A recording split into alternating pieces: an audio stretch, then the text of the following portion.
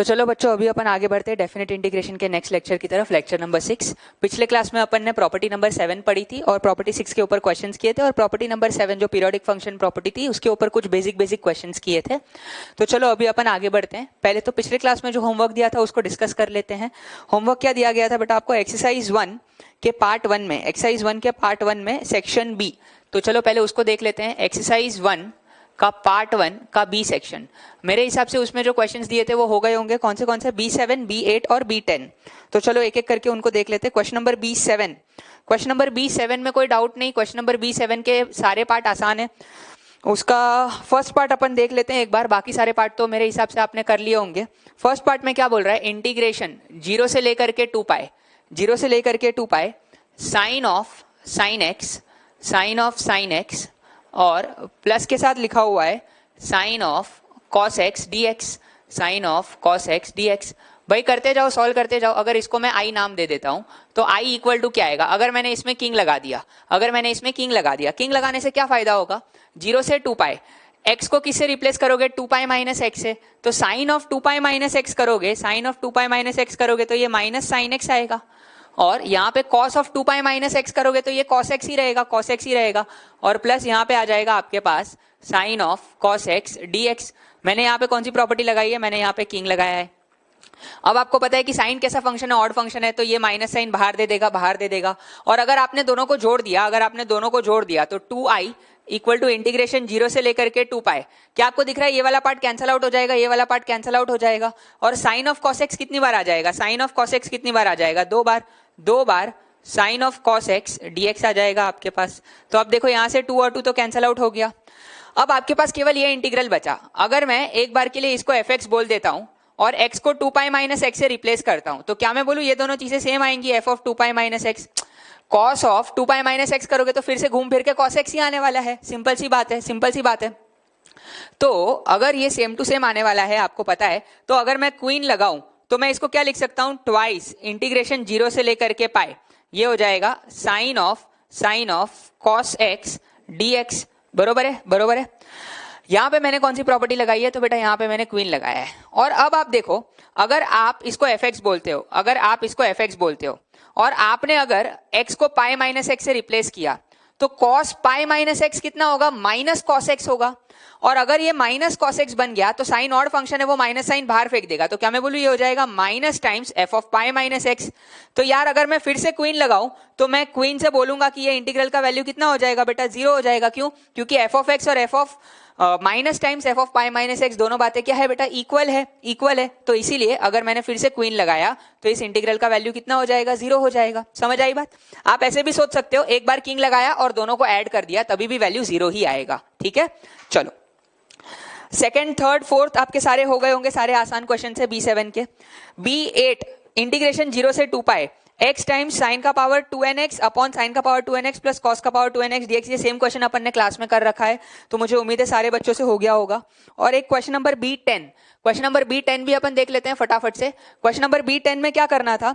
Prove that i equal to integration 0 से लेकर के 2 pi, i equal to integration 0 से लेकर के 2 pi sine square x dx, sine square x dx equal to integration 0 से लेकर के 2 pi cos square x dx equal to integration twice 0 से लेकर के pi sine square x dx, sine square x dx, और equal to twice integral, sorry 4 times integral, 4 times integral 0 से pi by 2, 4 times integral 0 से pi by 2 sign square x dx। कैसे करेंगे इसको? कैसे करेंगे? आप किसी एक से स्टार्ट करो। मान लो फॉर एग्जांपल मैं i इक्वल टू इंटीग्रेशन 0 से 2 pi sine square x dx से स्टार्ट करता हूं। आपको किसी की भी वैल्यू निकालने की जरूरत नहीं है, सिंपल प्रॉपर्टी लगाओ, आपका काम होते जाएगा। अगर आप ये इसको fx बोलते हो, इसको fx बोलते हो, तो अगर x को 2 पाई माइनस एक्स से रिप्लेस करोगे तो फिर से सेम फंक्शन आने वाला है, फिर से सेम फंक्शन आने वाला है। आप बोल सकते हो कि ये f of 2 pi minus x जो है ये बातें सेम है, क्योंकि sine 2 pi minus x minus sine x तो होगा लेकिन उसका स्क्वायर लिखा हुआ है। तो अगर मैं यहाँ पे क्वीन लगा दूं तो मैं इसको ट्वाइस इंटीग्रल 0 से पाई साइन स्क्वायर एक्स dx लिख सकता हूं, साइन स्क्वायर एक्स dx लिख सकता हूं। मैंने कौन सी प्रॉपर्टी लगाई? मैंने कौन सी प्रॉपर्टी लगाई? क्वीन। तो आप देख पा रहे हो ये और ये इक्वल हो गए, 0 से पाई साइन स्क्वायर एक्स dx। बरोबर है। अब फिर से अगर मैं इसमें इस वाले इंटीग्रल में इस वाले इंटीग्रल में अगर मैं इसको fx मान लू, इसको fx मान लू, तो पाई माइनस एक्स से रिप्लेस करोगे तो फिर से सेम फंक्शन आने वाला है, तो फिर से इसमें क्वीन लग जाएगा, तो ये कितना हो जाएगा 4 टाइम्स, अब पाई के बदले हो जाएगा 0 से पाई बाय 2 और आपके पास आ जाएगा साइन स्क्वायर एक्स dx। समझ आ रही है बात, समझ आ रही है बात। तो मैंने ये प्रूफ कर दिया, ये और ये सारी बातें इक्वल है।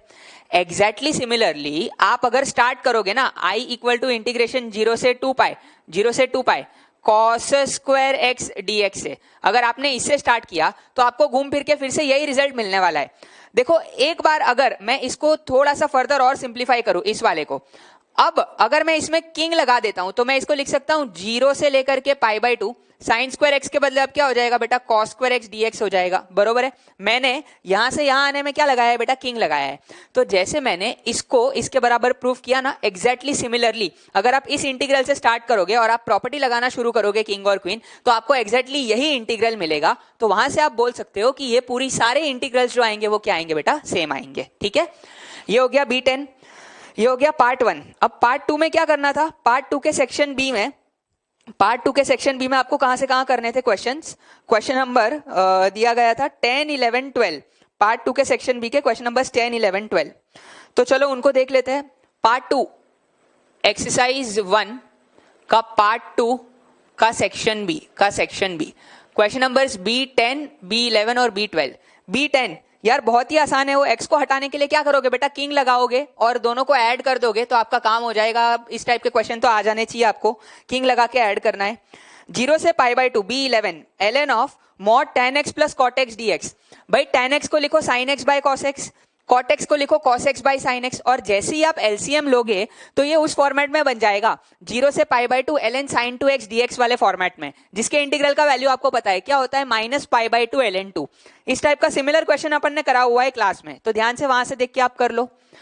तो B10 भी हो गया, B11 भी मुझे उम्मीद है कर लिया होगा। B12 देख लेते हैं। B12 क्वेश्चन नंबर B12 में क्या है, I1 इंटीग्रल दे रखा है।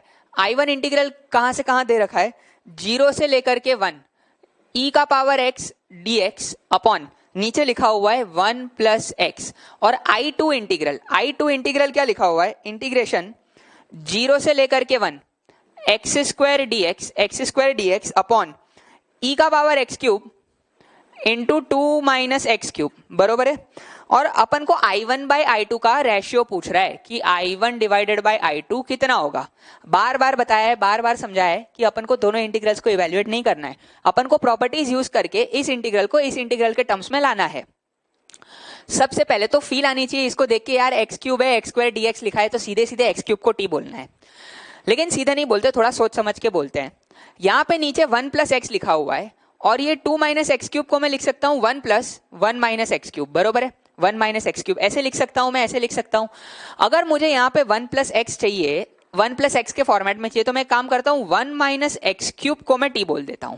अगर मैं 1 माइनस एक्स क्यूब को टी बोल रहा हूं तो इसके पीछे मेरा मोटिव आपको समझ में आना चाहिए कि यहाँ पे 1 प्लस टी बन जाएगा, समझ रहे हो इस बात को। अब अगर आप इसको डिफरेंशिएट करोगे तो minus 3x square dx equal to कितना हो जाएगा बेटा, dt हो जाएगा। तो अगर आप इन चीजों को इस इंटीग्रल में यूज करते हो तो I2 इंटीग्रल क्या हो जाएगा आपके पास, 0 डालोगे x को तो t की वैल्यू 1 आएगी और 1 डालोगे तो वैल्यू 0 आएगी, उल्टी हो गई। एक्स स्क्वायर dx को आप क्या लिखोगे, माइनस dt डिवाइडेड बाय नीचे 3 आ जाएगा। e का पावर x क्यूब को आप क्या लिखोगे, 1 माइनस t लिखोगे। और यहाँ पे 1 प्लस 1 माइनस एक्स क्यूब था, 1 माइनस एक्स क्यूब को t बोल दिया है, तो ये कितना हो जाएगा बेटा, 1 प्लस टी हो जाएगा, बरोबर। देखो ये आ रहा है डायरेक्टली वही वाला इंटीग्रल, माइनस साइन यूज करके लिमिट्स उल्टी कर लो, 0 से लेकर के 1 dt, ये e का पावर माइनस टी था ना, तो e का पावर माइनस टी को मैं लिख सकता हूँ e का पावर 1 माइनस टी था तो उसको लिख सकते हैं e का पावर 1 अपॉन e का पावर टी, तो e का पावर टी ऊपर आ जाएगा, नीचे 3 बचेगा और e बचेगा, 3e एक्स्ट्रा बचेगा और यहाँ पे कितना बच जाएगा, 1 प्लस टी बच जाएगा, बरोबर है। समझ आ रही है बात। तो ये क्या बन गया देखो, e का power T dt upon 1 plus T, e का power T dt upon 1 plus T, मियर change of variable does not change the value of the integral.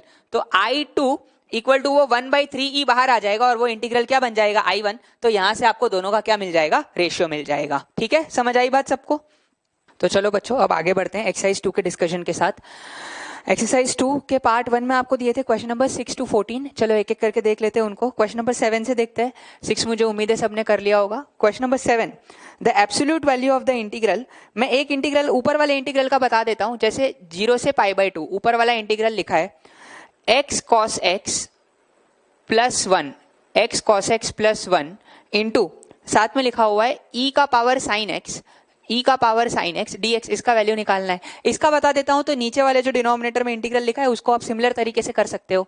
यार ये पैटर्न आपने ऑलरेडी पढ़ा हुआ है। अगर इसको आप अलग अलग करोगे तो 0 से π/2 x इंटू ई का पावर साइन x इंटू आ जाएगा cos x और प्लस दूसरा इंटीग्रल आ जाएगा 0 से लेकर के π/2, एक ही साथ लिखते हैं, प्लस दूसरे में आएगा e का पावर साइन x और पूरे का क्या आएगा dx।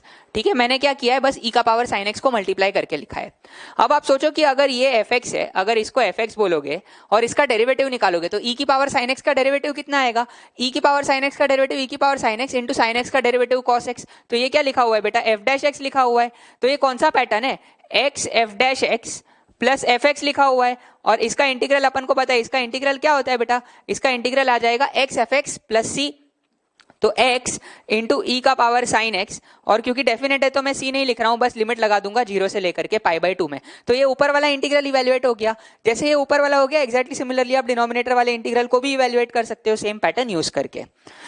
8th वाला देखते हैं, the tangent to the graph of the function at the point with abscissa 1। देखो टेंजेंट क्या एंगल बना रहा है ये दिया है, मतलब बेसिकली स्लोप दिया हुआ है, और टेंजेंट दिया है मतलब क्या मैं बोलूं f डैश ऑफ 1 और 1 पे टेंजेंट कितना एंगल बना रहा है π/6, मतलब ये हो जाएगा, अगर स्लोप की बात करूं तो tan π/6 कितना हो जाएगा 1/√3। ये f डैश 1 दिया हुआ है। एग्जैक्टली सिमिलरली f डैश 2 दिया हुआ है। f डैश 2 कितना दिया हुआ है, tan π/3, वो positive direction of x axis के साथ π/3 एंगल बना रहा है। और f dash of 3 x equal to 3 पे टेंजेंट बनाया तो वो positive direction of x axis के साथ π/4 एंगल बना रहा है। तो टेंजेंट का स्लोप हो जाएगा tan π/4 जो कि हो जाएगा 1। मतलब ये तीन चीजें उन्होंने इनडायरेक्टली दे रखी है और इसकी वैल्यू पूछ रहा है। इंटीग्रेशन 1 से लेकर के 3 f dash of x into F double dash of x dx, पहला इंटीग्रल ये है, और दूसरा इंटीग्रल है इंटीग्रेशन 2 से लेकर के 3 f double dash x dx। ठीक है, और बोल रहा है कि f डबल डैश कंटिन्यूअस है। ठीक है, तो यार इसको अपन बड़े आराम से इवैल्यूएट कर सकते हैं। अगर मैं f डैश x को t बोल देता हूं तो आप सोचो f double dash x dx कितना बन जाएगा, dt बन जाएगा फर्स्ट वाले इंटीग्रल में। और इंटीग्रेशन की लिमिट्स क्या हो जाएंगी, लोअर लिमिट हो जाएगी f डैश ऑफ 1 और अपर लिमिट हो जाएगी f डैश ऑफ 3। चिंता की बात नहीं है, दोनों चीजें अपन को पता है, f डैश 1 और f डैश 3। तो आपके पास क्या आएगा, इसको t बोला है तो f double dash x dx कितना बन गया बेटा, dt बन गया। और प्लस ये दूसरा इंटीग्रल तो सीधे सीधे इवैल्यूएट हो जाएगा, f डबल डैश का इंटीग्रल आ जाएगा f डैश x, इंटीग्रेशन की लिमिट्स लगेंगी 2 से 3, बस इसमें वैल्यूज डाल के इवैल्यूएट कर लो। f डैश 1 का वैल्यू पता है, f डैश 1 कितना है 1/√3 है, और f डैश 3 कितना है, f डैश 3 कितना है 1, तो ये t²/2 आ जाएगा। लोअर लिमिट अपर लिमिट डाल देना और यहाँ पे f dash 3 minus f dash 2 आएगा, जिसमें दोनों की वैल्यू आपको बड़े आराम से पता है, तो इसकी वैल्यू आ जाएगी आपके पास। ठीक है, चलो बच्चों आगे बढ़ते हैं क्वेश्चन नंबर 9 की तरफ। क्वेश्चन नंबर 9 फिर से वही क्वेश्चन है। a इंटीग्रल क्या दिया हुआ है आपको, a इंटीग्रल 0 से लेकर के 1 e का power t dt upon 1 plus t दिया हुआ है, और दूसरा इंटीग्रल जो दिया है उसको i नाम दे देते हैं। i इंटीग्रल को मैं बोल देता हूं a माइनस 1 से लेकर के a e का power minus t dt upon नीचे कितना लिखा हुआ है t माइनस a माइनस 1। इस इंटीग्रल को मुझे a के टर्म्स में एक्सप्रेस करना है। कैसे करें भाई, सिंपल सी बात है, देखो यहाँ पे नीचे 1 प्लस टी है, सेम लॉजिक लगाएंगे। तो मैं एक काम करता हूँ, सब्स्टिट्यूशन यूज करता हूँ, t माइनस ए को माइनस पी बोल देता हूँ। मैंने माइनस पी क्यों बोला आपको खुद समझ में आना चाहिए कि t माइनस ए को अगर माइनस पी बोलोगे तो माइनस पी माइनस 1 आएगा, माइनस साइन कॉमन निकलेगी, p प्लस 1 बनेगा, क्योंकि यहाँ पे देखो p प्लस 1 लिखा हुआ है। तो आपके पास dt इक्वल टू कितना आ जाएगा, आपके पास dt इक्वल टू आ जाएगा माइनस का dp हो जाएगा। और इंटीग्रेशन की लिमिट्स क्या हो जाएंगी, अगर लोअर लिमिट डालोगे a माइनस 1 तो a कैंसिल हो जाएगा, p का वैल्यू 1 आ जाएगा, और अपर लिमिट डालोगे तो वैल्यू 0 आ जाएगा। देखो लिमिट भी 0 से 1 में आ रही है, तो अपने लिए फायदा चल रहा है।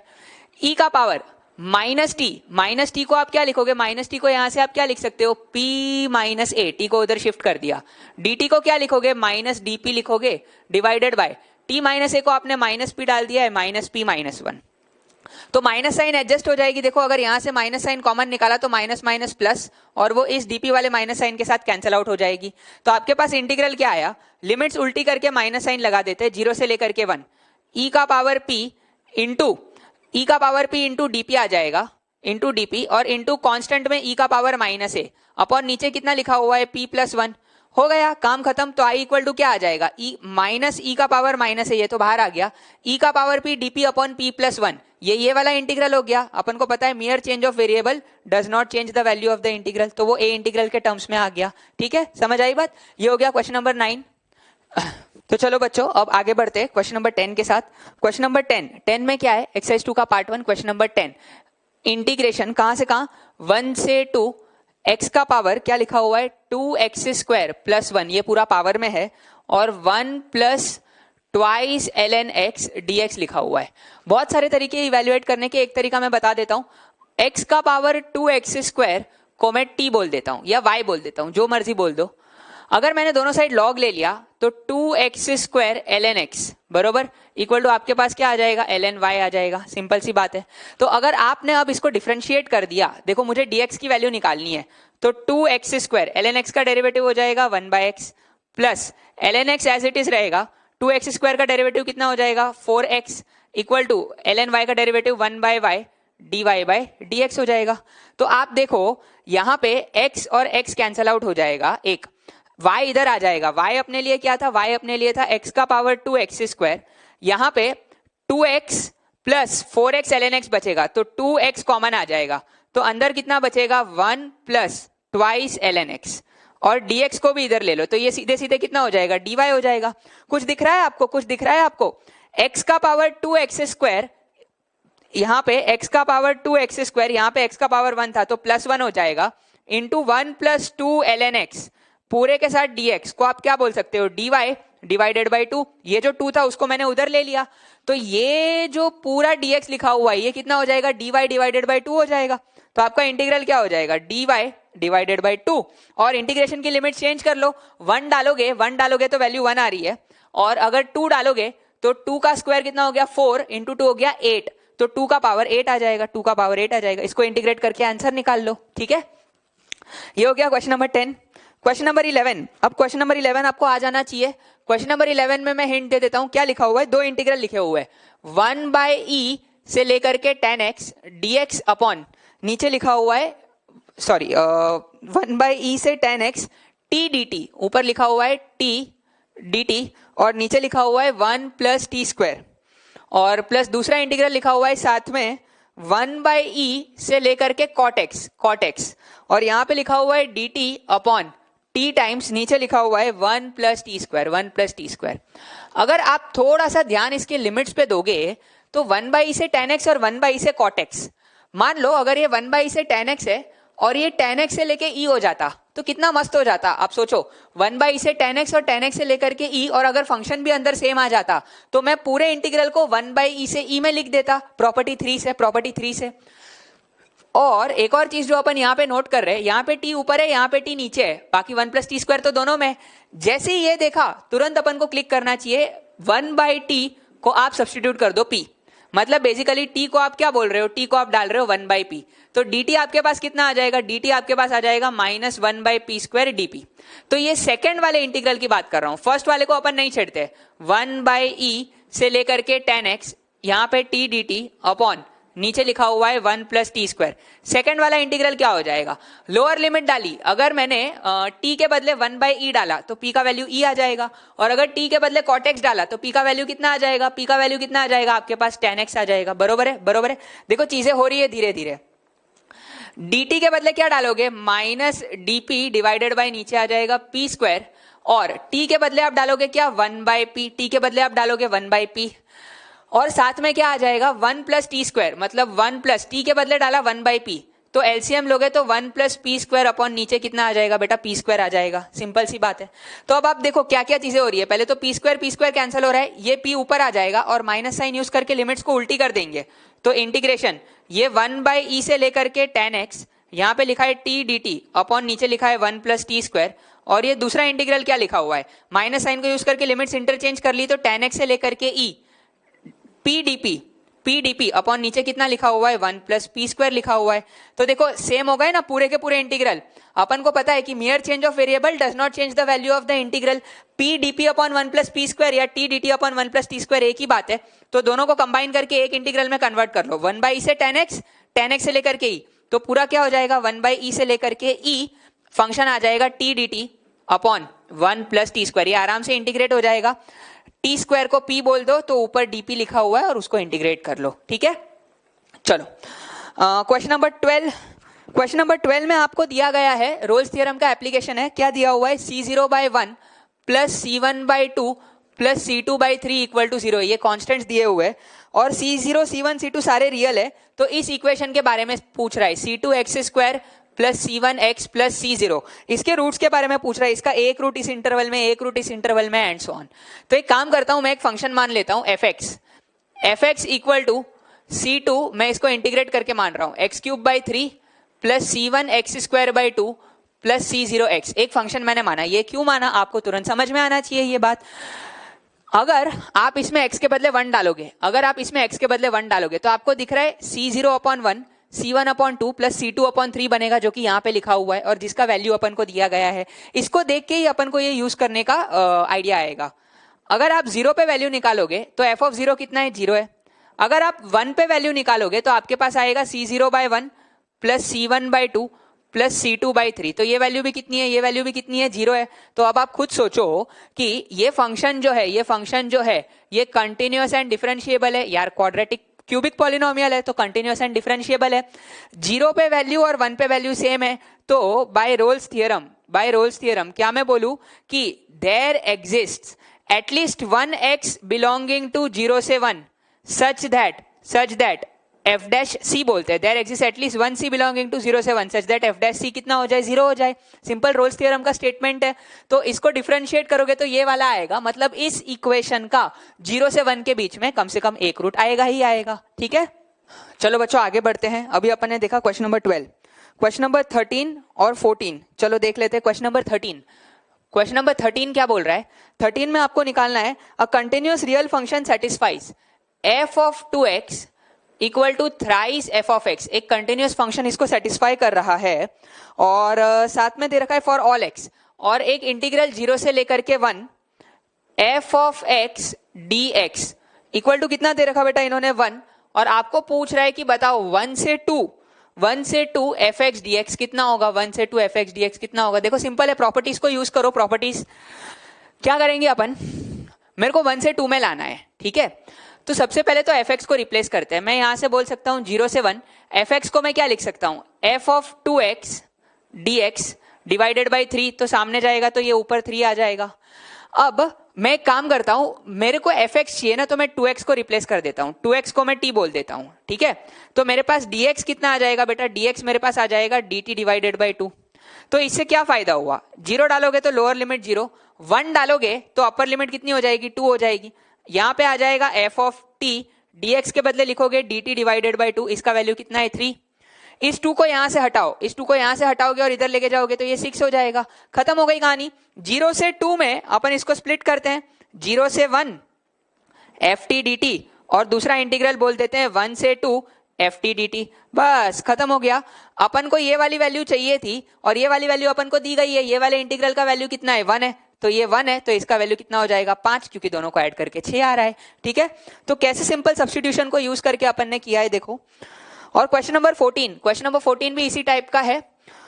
fx be a function such that f dash of x equal to, उसने दे रखा है f dash of 3 minus x for all x belonging to 0 से 3, for all x belonging to 0 से 3, और कुछ वैल्यूज दे रखी है कि 0 पे वैल्यू -32 है और 3 पे वैल्यू 46 है, 3 पे वैल्यू 46 है। तो 0 से 3 में fx का इंटीग्रेशन निकालना है, 0 से 3 fx dx। अगर मैं इसको i बोलता हूं तो मैं किंग लगा के इसको बोल सकता हूं 0 से 3 f of 3 minus x dx, ये दोनों बातें बराबर होंगी। मैंने किंग लगाया। तो अगर मैं दोनों को जोड़ दूं तो 2i इक्वल टू क्या हो जाएगा, 0 से 3 f of x plus f of 3 minus x dx। अपन को इस चीज की वैल्यू निकालनी है। इसको कैसे निकाले, इसको निकालने के लिए इसको यूज करते हैं। इसमें अगर मैंने दोनों साइड इंटीग्रेट कर दिया, यार दोनों साइड डेरिवेटिव है, तो आपके पास क्या आ जाएगा, f x equal to f dash 3 minus x का इंटीग्रल आएगा एफ ऑफ 3 माइनस एक्स, और यहाँ पे एक माइनस साइन आएगा। इंटीग्रेशन का कांस्टेंट लगाना मत भूलना, बहुत इंपॉर्टेंट बात है। तो आपके पास क्या आएगा, f of x plus f of 3 minus x equal to constant C. अब आपको कुछ वैल्यूज दी गई है, 0 पे और 3 पे दिया गया है, तो x के बदले 0 डाल दो, x के बदले 0 डाल दो, तो आपके पास क्या आएगा, f of 0 plus f of 3 equal to c। तो c का वैल्यू कितना आ जाएगा, दोनों को ऐड कर दो, दोनों को ऐड कर दो तो कितना आ जाएगा, c का वैल्यू 14 आ जाएगा। तो f of x plus f of 3 minus x का वैल्यू कितना है, 14 है। ये 14 है तो इसको उठा के यहाँ पे पुट कर दो, तो इसको 14 पुट करोगे तो ये इंटीग्रल इवैल्यूएट हो जाएगा। ठीक है, इसी के साथ अपना पार्ट 1 का डिस्कशन खत्म हो गया। एक्सरसाइज 2 के पार्ट 2 में कहां से कहां दिए थे, एक्सरसाइज 2 के पार्ट टू में क्वेश्चन नंबर्स आपको दिए थे 5 से लेकर के 10। चलो एक बार उनको भी देख लेते हैं। क्वेश्चन नंबर फिफ्थ में अच्छा क्वेश्चन है, यू इंटीग्रल डिफाइन किया गया है 0 से लेकर के पाई बाय 4, 0 से लेकर के pi by 4 cos square x upon, अच्छा ऐसे लिखते हैं, cos x upon sine x plus cos x का होल स्क्वायर dx। और एक और इंटीग्रल डिफाइन किया है v, इसको भी 0 से पाई बाय 4 लिखा है, v को भी लिखा है 0 से पाई बाय 4। इसमें लिखा है sine x plus cos x upon नीचे लिखा हुआ है कॉस एक्स का होल स्क्वायर dx। और अपन को v और u में नाता पूछ रहा है, v बाई u का वैल्यू पूछ रहा है बेसिकली, कि v integral by u integral कितना होगा। दोनों को सॉल्व करने की जरूरत नहीं है, बार बार समझाया हुआ है। देखो u इंटीग्रल से अपन स्टार्ट करते हैं, इसको मैं लिखता हूं 0 से पाई बाय 4, 0 से पाई बाय 4।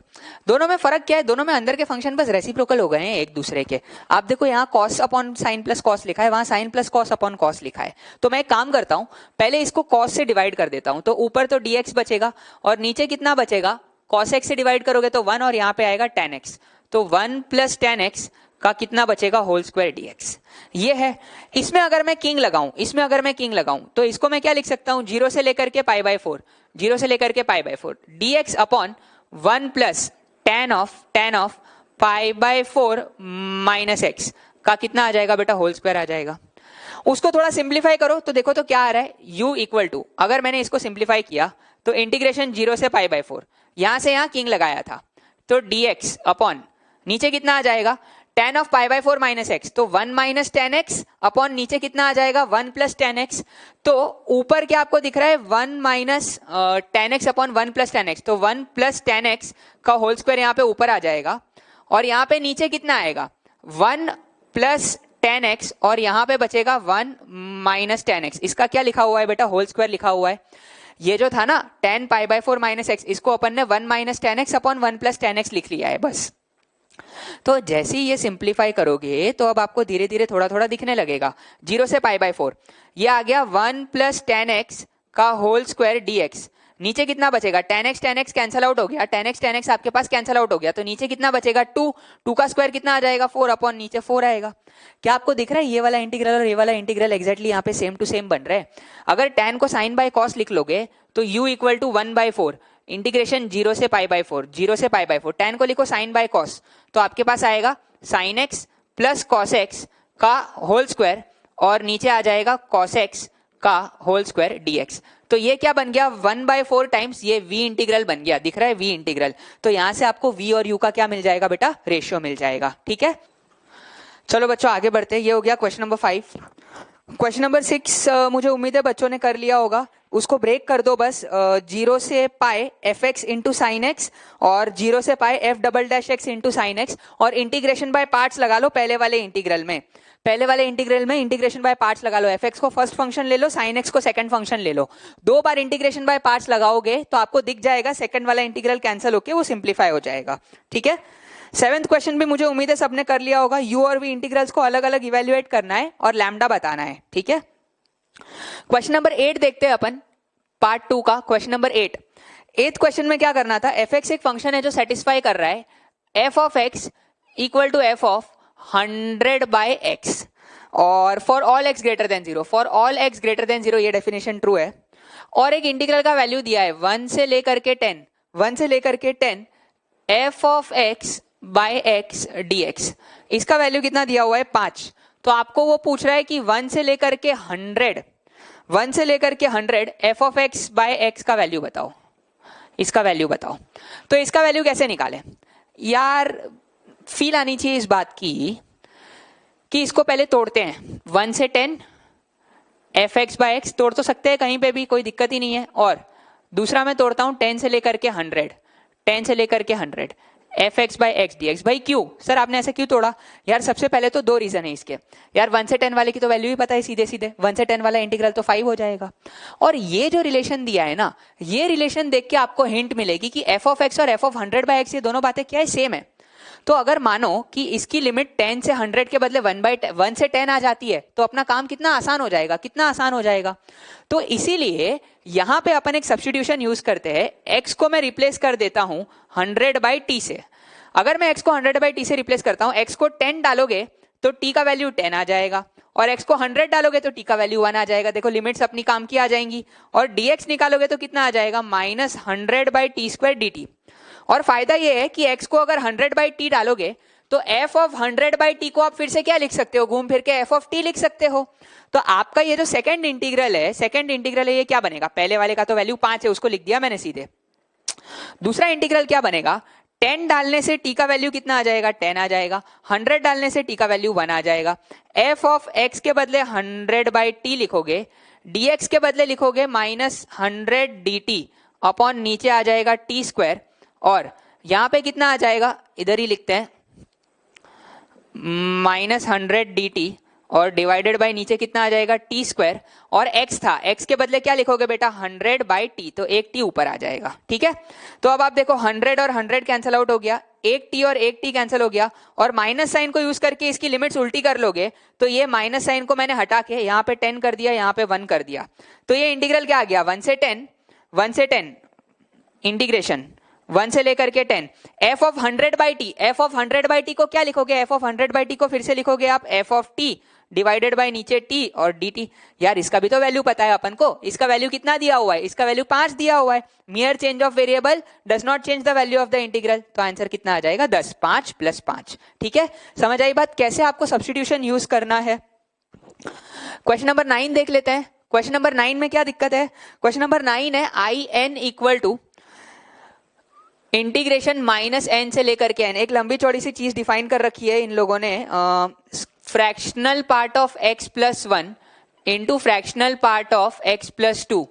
और दूसरा इंटीग्रल भी डिफाइन करा हुआ है -n से लेकर के n, fractional part of x + 2 into fractional part of x + 3 dx। ठीक है, मैंने दोनों इंटीग्रल को अलग अलग करके लिख दिया, नहीं x + 1 या x² + 2 है, यहां भी x² + 2 है, और यहाँ पे x³ + 4 है, 3 नहीं है, यहाँ पे x³ + 4 लिखा हुआ है। ठीक है, तो इसको बारे में वो क्या पूछ रहा है, ये फ्रैक्शनल पार्ट x है तो अपन को I1 निकालने को पूछ रहा है, मतलब n के बदले 1 डाल दिया है।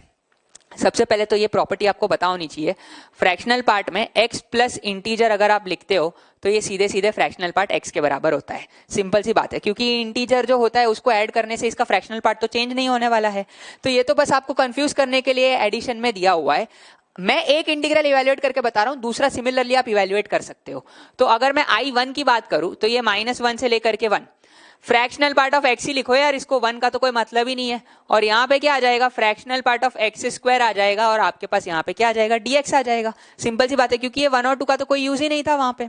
अब अगर इसमें आप किंग लगाते हो, -1 + 1 मतलब a + b - x से रिप्लेस करते हो, तो ये इंटीग्रल क्या हो जाएगा, -1 से 1। फ्रैक्शनल पार्ट ऑफ -x को आप लिखोगे 1 minus fractional part of x, x को -x से रिप्लेस करोगे, a + b - x लगाओगे तो, और यहाँ पे तो ये x² ही आएगा, इसको कोई फर्क नहीं पड़ेगा। फ्रैक्शनल पार्ट ऑफ -x यहाँ पे आया था, उसको मैंने लिख दिया, सॉरी यहाँ पे फ्रैक्शनल पार्ट ऑफ -x आया था, उसको अपन लिख देंगे 1 minus fractional part of x।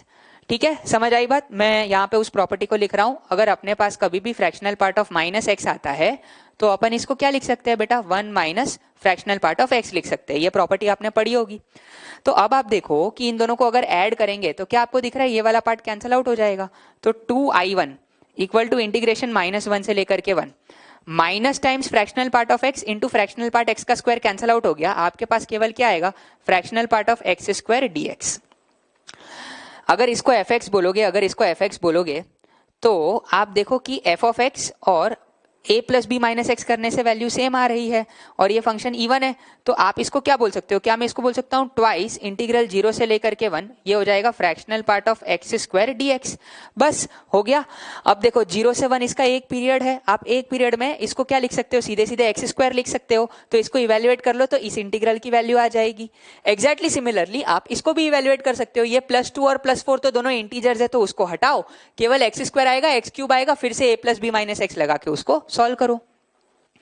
और लास्ट देख लेते हैं अपन क्वेश्चन नंबर 10।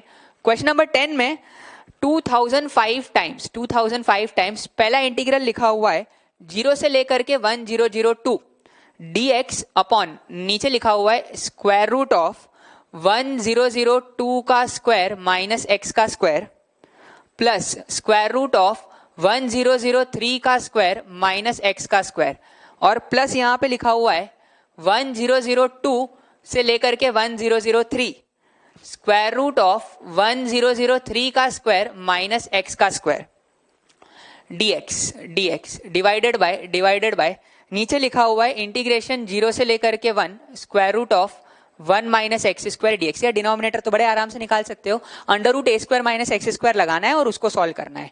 मैं जो मेजर फोकस है वो न्यूमरेटर के ऊपर डाल रहा हूं। न्यूमरेटर को आप क्या लिख सकते हो, यार देखो यहाँ पे टर्म न्यूमरेटर में लिखा हुआ है, यहाँ पे डिनोमिनेटर में, तो फील आनी चाहिए रैशनलाइज करने की। अगर रैशनलाइज करेंगे तो 2005 इंटीग्रेशन 0 से लेकर के 1002 ऊपर आ जाएगा अपने पास ऊपर आ जाएगा 1003 का square minus x square minus 1002 का square minus x square. This minus this के स्क्वायर से मैंने क्या कर दिया है, ऊपर नीचे मल्टीप्लाई डिवाइड कर दिया है, तो नीचे कितना आ जाएगा 1003 का स्क्वायर माइनस 1002 का स्क्वायर और dx। और इसके साथ साथ ये वाला इंटीग्रल जो है, ये वाला इंटीग्रल तो यहाँ पे आगे रहेगा ही रहेगा। इंटीग्रेशन 1002 से लेकर के 1003 अंडर रूट ऑफ 1003 का स्क्वायर माइनस एक्स का स्क्वायर dx। या डिनोमिनेटर की वैल्यू आप निकाल सकते हो, उसको under root a square minus x square से निकाल के साइड में रख दो। 1003 का स्क्वायर माइनस 1002 का square, a square minus b square लगाओगे तो a plus b into a minus b, ये कट जाएगा इसके साथ, a प्लस बी 2005 आ जाएगा और a माइनस बी 1 आ जाएगा, तो ये इसके साथ कट जाएगा। अब देखो 0 से 1002 और 1002 से 1003 फंक्शन सेम है 1003 का स्क्वायर माइनस एक्स स्क्वायर, तो मैं इस इंटीग्रल को कंबाइन करके लिख सकता हूं 0 से लेकर के 1003 अंडर रूट ऑफ 1003 का square minus x square dx। पहला इंटीग्रल ये हो गया, माइनस दूसरा इंटीग्रल क्या हो जाएगा 0 से लेकर के 1002 अंडर रूट ऑफ 1002 का स्क्वायर माइनस एक्स का स्क्वायर dx। तो अब इन इंटीग्रल्स को भी आप बड़े आराम से इवेल्युएट कर सकते हो, under root a square minus x square under root a square minus x square, तो इससे ये इंटीग्रल इवेल्युएट हो जाएगा। और डिनोमिनेटर भी अपन पहले ही इवेल्युएट कर चुके हैं, तो दोनों का क्या निकाल लेना बेटा, रेशियो निकाल लेना, ठीक है, नोट कर लो। तो चलो बच्चों अब आज की पढ़ाई स्टार्ट करते हैं। अभी अपन ने प्रीवियस क्लास का होमवर्क डिस्कस किया और प्रीवियस क्लास में अपन ने क्या क्या चीज़ें पढ़ी थी। अपन ने प्रॉपर्टी 7 पढ़ी थी, पीरियोडिक फंक्शन प्रॉपर्टी, और उसके ऊपर कुछ क्वेश्चंस करे थे। तो उसी सिलसिले को आगे जारी रखते हुए यहाँ पे मैंने बोर्ड पे और 4 क्वेश्चन लिखे हुए हैं। मैं चाहता हूँ सारे बच्चे एक बार इन क्वेश्चन को नोट करें और खुद से ट्राई करें, बाद में अपन इनको डिस्कस करेंगे। तो मैं उम्मीद करता हूँ सारे बच्चों ने वीडियो पॉज करके इन क्वेश्चंस को ट्राई कर लिया होगा। चलो फटाफट से एक बार इनके सॉल्यूशंस देख लेते हैं, है ना। सबसे पहले इस वाले का आंसर दे देता हूँ। इस वाले का आंसर आ रहा है 1000 पाई। फिर सेकंड वाले का आंसर दे देता हूँ। सेकंड वाले का आंसर आ रहा है 10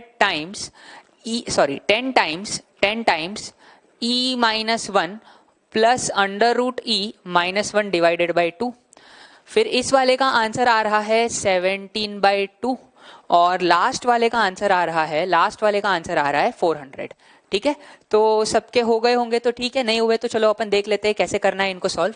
सबसे पहला dx अपॉन 1 प्लस ई का power sine x, periodic function है, सिंपल सी बात है। इसका पीरियड कितना है, जो साइन एक्स का पीरियड होगा वही इसका पीरियड होगा, तो ये पीरियोडिक है और इसका पीरियड 2 पाई है। तो 0 से लेके 2000 पाई में इसके कितने पीरियड आ गए, 1000 पीरियड आ गए। तो आप इसको क्या लिख सकते हो, आप लिख सकते हो i इक्वल टू 1000 बार एक पीरियड में इंटीग्रेशन 0 से लेकर के 2 पाई dx अपॉन 1 प्लस ई का पावर साइन एक्स। अब इसको कैसे करें, अगर इसको मैंने किंग लगा दिया, तो 1000 टाइम्स ये क्या हो जाएगा 0 से लेकर के 2 पाई dx अपॉन किंग लगाओगे तो x को किससे रिप्लेस करोगे 2 पाई माइनस एक्स से। साइन 2 पाई माइनस एक्स कितना हो जाएगा, अगर मैंने यहाँ पे किंग लगाया है तो साइन 2 पाई माइनस एक्स कितना हो जाएगा माइनस साइन एक्स, तो 1 प्लस ई का पावर माइनस साइन एक्स आ जाएगा। और इसको आप कैसे लिख सकते हो, इसको आप लिख सकते हो 1000 बार इंटीग्रेशन 0 से लेकर के 2 पाई ई का पावर माइनस साइन एक्स को मैंने 1 अपॉन ई का पावर साइन एक्स लिखा, तो ई का power sine x dx upon नीचे 1 प्लस ई का पावर साइन एक्स आ जाएगा। बरोबर है, मैंने इसको 1 अपॉन ई का पावर साइन एक्स लिख के एलसीएम ले लिया।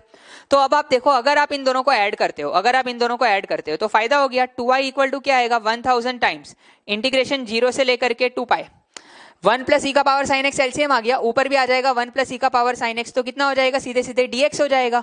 तो ये कितना हो जाएगा dx का इंटीग्रल x और 2 पाई हो जाएगा, तो ये कितना हो जाएगा 2000 पाई हो जाएगा।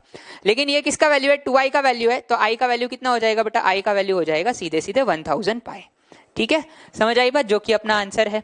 अगला वाला देखते हैं, अगला वाला e का power 2x minus greatest integer 2x from 0 to 41/4, जहां पे ये ग्रेटेस्ट इंटीजर फंक्शन है। ठीक है, तो इसको क्या करेंगे 2x minus greatest integer 2x, अपन को पता है x minus greatest integer x क्या होता है बेटा, फ्रैक्शनल पार्ट ऑफ x होता है, फ्रैक्शनल पार्ट ऑफ x। तो मैं i इंटीग्रल को लिख लेता हूं 0 से लेकर के, इसको अभी बाकी रखते हैं, e का पावर ये हो जाएगा fractional part of 2x dx, fractional part of 2x dx, ऐसे लिख सकते हैं अपन इसको।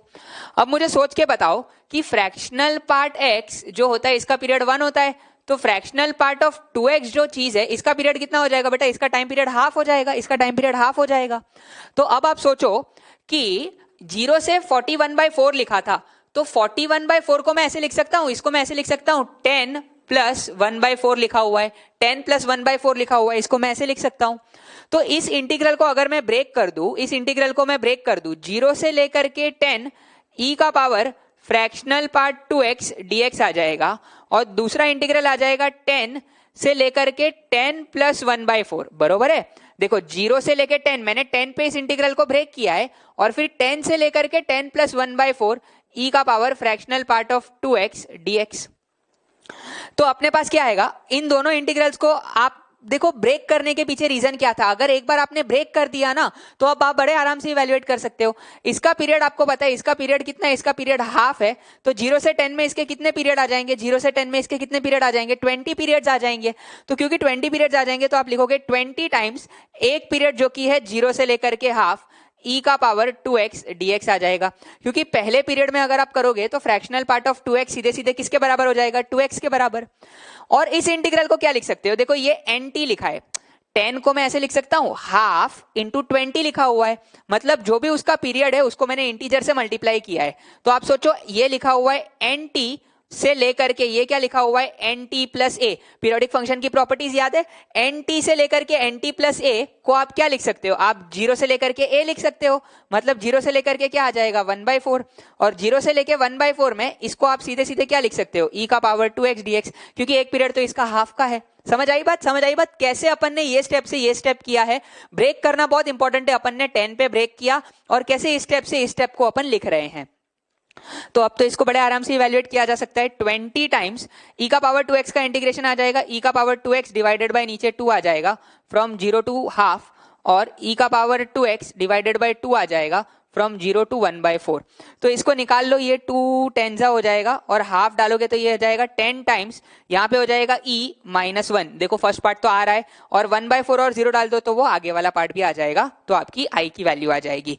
यहाँ पे यही चीज सीखना बहुत इंपॉर्टेंट है, कहाँ पे ब्रेक करना है और कैसे पीरियोडिक फंक्शन की प्रॉपर्टीज को अपन ने यूज किया हुआ है। ठीक है, सबको समझ आ गई बात, नोट कर लो नहीं हुआ हो तो।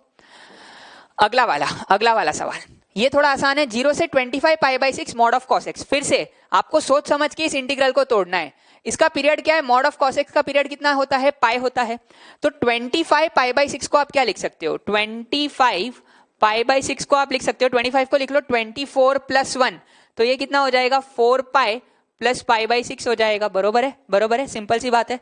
तो मैं इस इंटीग्रल को ब्रेक कर देता हूं, i इक्वल टू इंटीग्रेशन 0 से लेकर के 4 पाई, 0 से लेकर के 4 pi mod of cos x dx, और दूसरे इंटीग्रल में लिखते हैं अपन 4 पाई से लेकर के 4 पाई प्लस π/6। बरोबर है, 4 पाई से 4 पाई प्लस पाई बाई 6। मैंने इसको ब्रेक कर दिया है 4 पाई पे P3 से, ठीक है।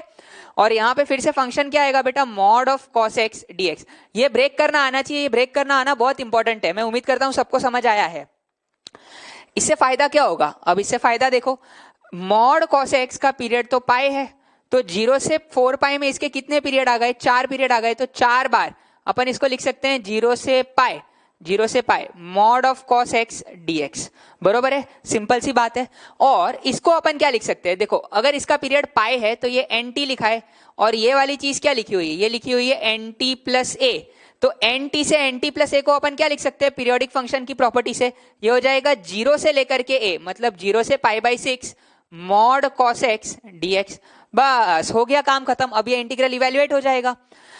अगर इसको fx बोलते हो तो cos of pi minus x minus cos x तो होगा, लेकिन मॉड लगा हुआ है तो फिर से वो सेम ही आने वाला है। तो अब इधर डायरेक्टली अगर मैं क्वीन लगाऊं, अब तो इसकी आदत पड़ जानी चाहिए, तो ये 8 बार 0 से pi by 2 cos x dx हो जाएगा, cos x dx हो जाएगा। और cos x का इंटीग्रल यहाँ पे कितना आ जाएगा, sin x। देखो वो मॉड प्लस से खुल जाएगा, क्योंकि 0 से पाई बाई 6 में cos x कैसा होता है, पॉजिटिव ही होता है, तो मॉड का कोई मतलब ही नहीं है। और ये आ जाएगा sin x फ्रॉम 0 से पाई बाई 6। तो आपके पास कितना हो जाएगा, 0 से पाई बाई 2 में cos x का वैल्यू तो आपको पता है कितना होता है, 1 होता है। तो 8 इंटू 1 और प्लस यहाँ पे कितना आ जाएगा, अपर लिमिट लगाओगे तो साइन पाई बाई 6 हाफ हो जाएगा, और लोअर लिमिट लगाओगे तो 0 हो जाएगा। तो ये आंसर कितना आ जाएगा बेटा, 17 डिवाइडेड बाय 2 आ जाएगा। समझ आई बात। तो ये दोनों क्वेश्चंस में अपन ने यही मेन चीज सीखी है कि अगर अंदर पीरियोडिक फंक्शन है और लिमिट ऐसे दिए हुए तो उसको कहां पे ब्रेक करने में समझदारी है, कहां पे ब्रेक करना चाहिए, और कैसे अपन nt से लेके nt प्लस a दिया हुआ है तो उसको अपन प्रॉपर्टी लगा के 0 से a लिख रहे हैं। समझ आई बात सबको, इन दोनों को नोट कर लो अच्छे से। ये वाला क्वेश्चन देखते हैं, माइनस पाई से 199 पाई 1 minus cos 2x divided by 2। तो ये इंटीग्रल क्या हो जाएगा, ये तो थोड़ा सा सिंपल है, माइनस पाई से लेकर के 199 पाई 1 माइनस कॉस 2x कितना हो जाएगा, 2 साइन स्क्वायर x हो जाएगा। सिंपल फॉर्मूला है, 2 2 कैंसल आउट हो जाएगा, स्क्वायर रूट ऑफ अंदर बचेगा साइन स्क्वायर एक्स डीएक्स। ध्यान रखना square root of sine square x को साइन एक्स नहीं लिखना, ये कितना हो जाएगा बेटा, यहां पे आपके पास आ जाएगा mod sine x dx, mod sine x dx. ठीक है, समझ आई बात। अब मॉड साइन एक्स, क्योंकि अगर आप केवल साइन एक्स लिखोगे तो आपका आंसर गलत आ जाएगा बेटा, है ना। इसका पीरियड कितना है बेटा, इसका पीरियड भी पाई हो जाएगा क्योंकि मॉड लगा हुआ है, तो इसका पीरियड भी पाई है। तो माइनस पाई से 199 पाई कितने का गैप हो गया, 200 पाई का गैप हो गया, मतलब इसके कितने पीरियड आ गए, 200। तो आई को आप क्या लिखोगे, 200 बार एक पीरियड 0 से pi mod of sine x dx. अपन को पता है कि इसको मैं लिख सकता हूं I equal to 400 times integration 0 से लेकर के pi by 2 sine x dx, बरोबर है, क्वीन प्रॉपर्टी से। और अपन को पता है 0 से pi by 2 sine x dx कितना होता है, 1, पहले ही याद करा हुआ है अपन ने।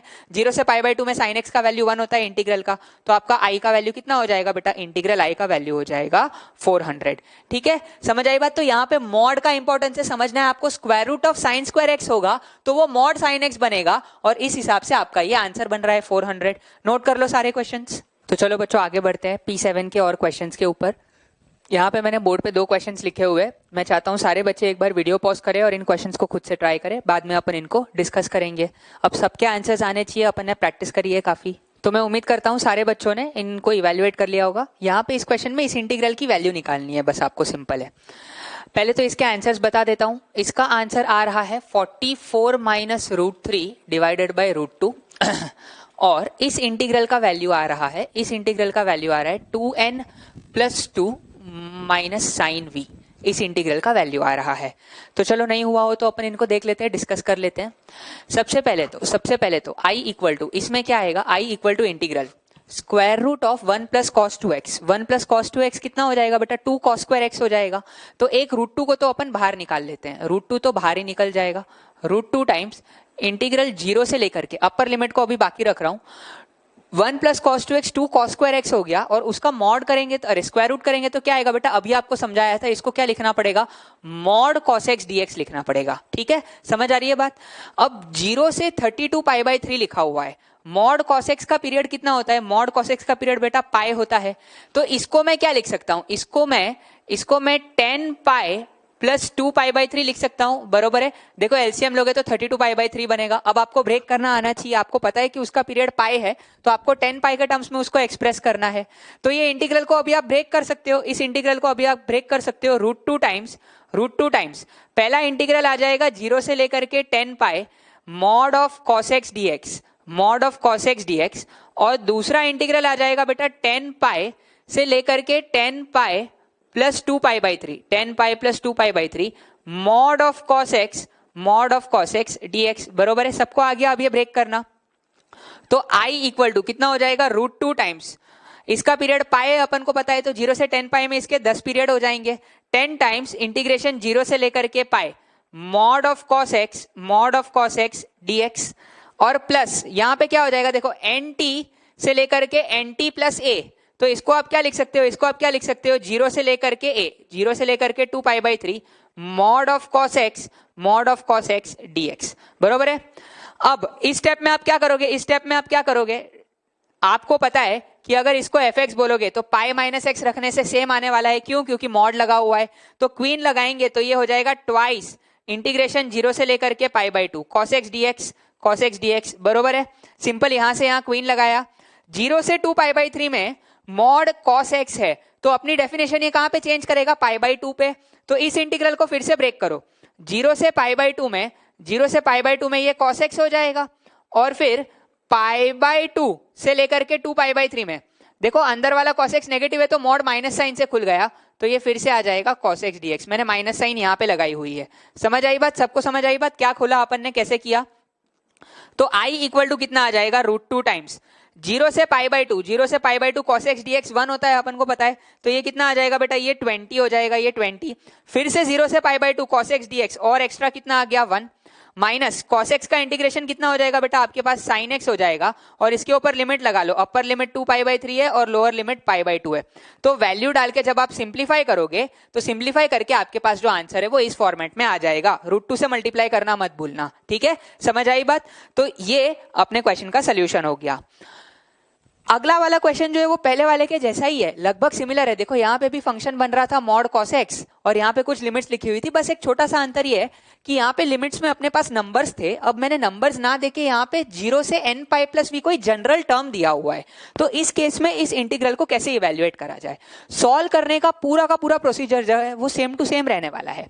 अपन को पता है कि मॉड cos x लिखा हुआ है तो इसका पीरियड कितना है बेटा, इसका पीरियड पाई है, तो इस इंटीग्रल i को मैं कैसे ब्रेक करूंगा, देखो ये nπ प्लस v है और v के बारे में इंफॉर्मेशन दे रखी है π/2 से पाई के बीच में है, एग्जैक्टली उसके जैसा है। तो अपन इसको ध्यान से डील करेंगे, 0 से लेकर के nπ पहला इंटीग्रल आ जाएगा मॉड cos x dx, और प्लस दूसरा इंटीग्रल क्या आ जाएगा बेटा, nπ से लेकर के nπ plus v mod cos x dx, बरोबर है। सबको समझ आ रही है बात, सबको समझ आ रही है, जैसे वहां पे ब्रेक किया वैसे यहाँ पे भी अपन ने ब्रेक किया है। अपन को पता है क्योंकि इसका पीरियड t है, इसका पीरियड पाई है, तो 0 से nπ में इसके कितने पीरियड हो गए, n पीरियड हो गए, n टाइम्स इंटीग्रेशन 0 से लेकर के पाई, ये आ जाएगा mod of cos x dx। दूसरे इंटीग्रल को अपन क्या लिखेंगे, nπ से nπ प्लस v को मैं 0 से लेकर के v लिख सकता हूं, बरोबर है। nt से लेके nt प्लस a को आप 0 से लेकर के a लिख सकते हो, सिंपल सी बात है, और यहाँ पे आएगा mod of cos x dx। अब यहां से आगे बढ़ते वक्त थोड़ा ध्यान रखना है, अब ये तो रूटीन प्रोसीजर है यार, ये सेम टू सेम होगा, क्वीन लगाओगे तो यहाँ ट्वाइस हो जाएगा और इंटीग्रेशन आ जाएगा 0 से लेकर के π/2 cos x dx, जो कि आपको ऑलरेडी पता है कितना होता है, 1 होता है, तो यहाँ पे 2n तो आ चुका है। इसमें क्या करेंगे, ध्यान दो, ये v के बारे में बोला गया है कि v कहां से कहां लाई कर रहा है, π/2 से पाई में, मतलब π/2 से बड़ा है, पाई से छोटा है।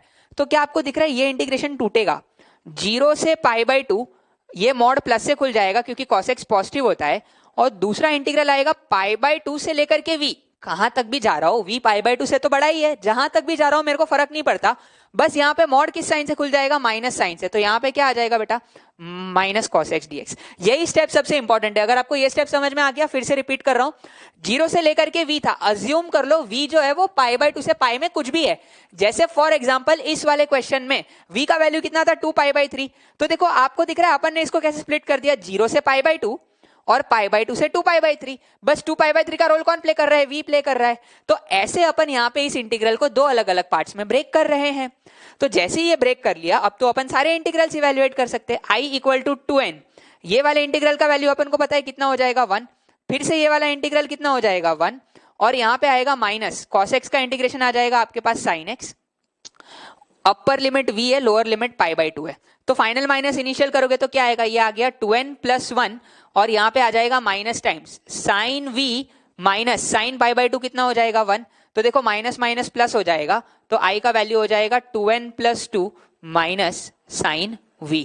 समझ आई बात, सबको समझ आया। तो इस इंटीग्रल का वैल्यू ऐसे निकाला। तो पीरियोडिक फंक्शन प्रॉपर्टी में कहां पे ब्रेक करना है, ये बात समझना आपके लिए बहुत इंपॉर्टेंट है।